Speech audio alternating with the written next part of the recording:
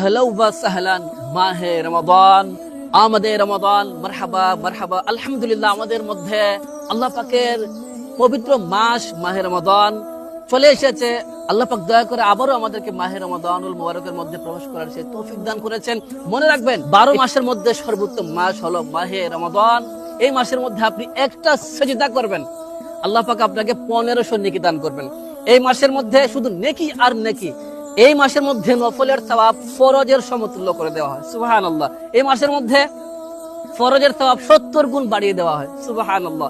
যত পারেন বেশি বেশি করে দরুদ পাক পাঠ করেন এবং আমার নবীর একটি হাদিস পাক অবশ্যই স্মরণ রাখবেন।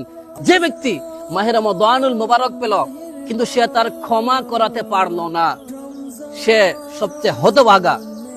জিবরাইল আলাইহিস সালাম যখন এরকম দোয়া করলেন, তখন আমার নবী সাল্লাল্লাহু আলাইহি ওয়াসাল্লাম বললেন আমিন।